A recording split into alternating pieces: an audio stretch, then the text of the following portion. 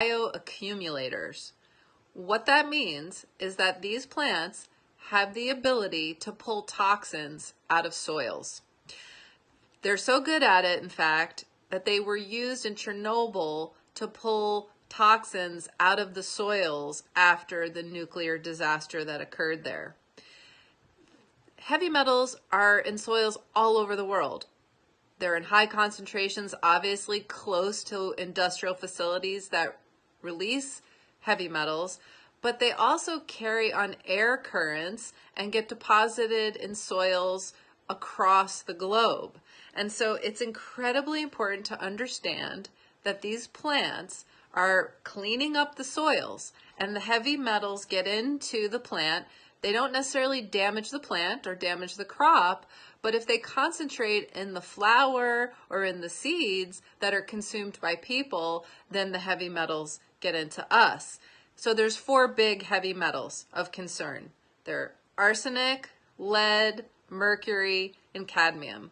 And all 4 of them have short-term and long-term health impacts that are incredibly serious. And so testing to ensure that there is no heavy metal contamination in cannabis is critically important. And it's one of the things that's a positive about bringing cannabis into the legal space now, is that we can test and regulate and ensure that heavy metals are not present in the cannabis product that you're consuming. So what are some of the short health impacts? And I'm going to look at my list here of arsenic: vomiting, abdominal pain, diarrhea, long-term impacts, skin lesions, and cancer.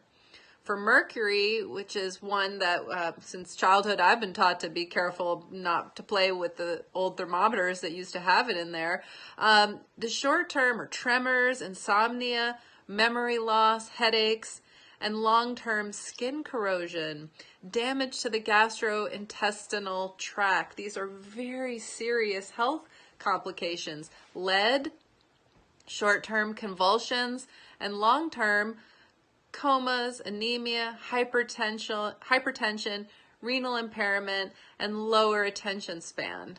There's even more problems with lead than that, but those are some of the big ones.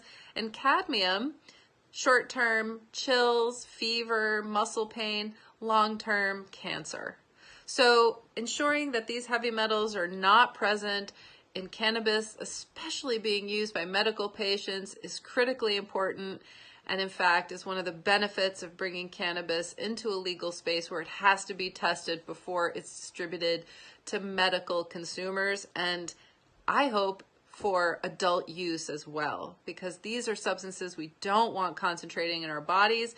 So we have to be really aware of them and ensure that the best testing available is done to have safety in the consumption of cannabis.